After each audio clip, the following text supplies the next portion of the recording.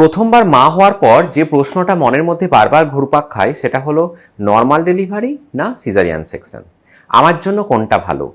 তাই আজ আলোচনার বিষয়বস্তু নর্মাল ডেলিভারি না সিজারিয়ান সেকশন।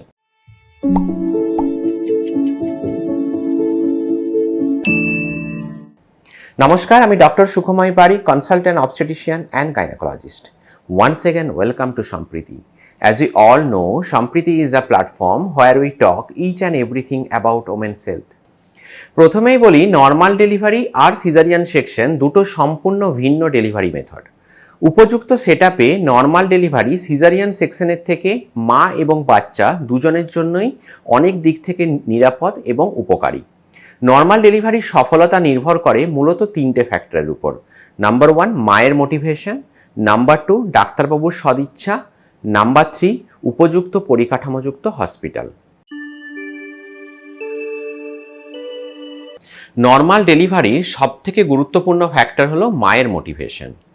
বাড়ির লোকজন, বন্ধুবান্ধব কি বলছে সেটা না শুনে নিজে সিদ্ধান্ত নিন আপনি মানসিকভাবে প্রস্তুত কিনা। মানসিকভাবে প্রস্তুত থাকলে ডাক্তারবাবুর পরামর্শ মতো প্রত্যেক দিন ব্যায়াম করুন, ব্যালেন্স খাবার খান এবং নিয়মিত অ্যান্টিনেটাল ক্লাস করুন।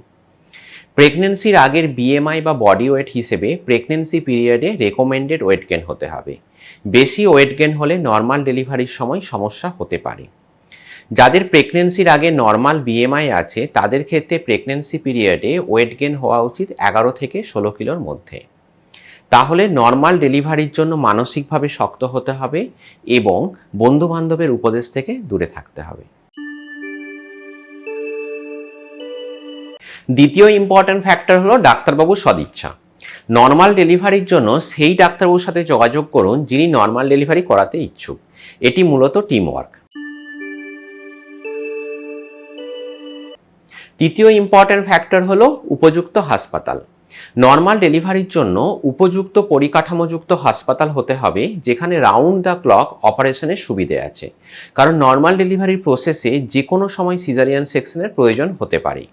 তাছাড়াও হাসপাতালে ভালো নার্সারি বা এনআইসিইউ মানে বাচ্চার কাঁচের ঘর থাকতে হবে। তবে মনে রাখতে হবে সবসময় নর্মাল ডেলিভারি সম্ভব হয় না। যেমন যেখানে বাচ্চার ফুল নিচের দিকে আছে, বাচ্চার ওজন হয় খুব বেশি আছে বা খুব কম আছে, আগে 2 বার বা তার বেশি সিজারিয়ান সেকশন অপারেশন আছে, বাচ্চা অবলিক লাই মানে জরায়ুর মধ্যে আড়াআড়িভাবে আছে, সেই সব ক্ষেত্রে আগের থেকে প্ল্যান করে সিজারিয়ান সেকশন করা হয়, তাকে বলে ইলেকটিভ সিজারিয়ান সেকশন। আবার নর্মাল ডেলিভারি প্রোগ্রেস না করলে বা নর্মাল ডেলিভারির প্রসেসের সময় বাচ্চা হাঁপিয়ে গেলে তখন যে সিজারিয়ান সেকশন করা হয় তাকে বলে ইমার্জেন্সি সিজারিয়ান সেকশন। তাই নর্মাল ডেলিভারি চাইলে প্রথমেই ডাক্তারবাবুর সাথে কথা বলুন, ডাক্তারবাবুর পরামর্শ মেনে চলুন, মানসিকভাবে শক্ত হন, উপযুক্ত পরিকাঠামোযুক্ত হাসপাতাল খোঁজ করুন এবং সবথেকে ইম্পর্ট্যান্ট সিজারিয়ান সেকশনের উপদেশ দেওয়া বন্ধুবান্ধবের থেকে সঠিক দূরত্ব বজায় রাখুন। সুস্থ থাকুন, ভালো থাকুন। ধন্যবাদ।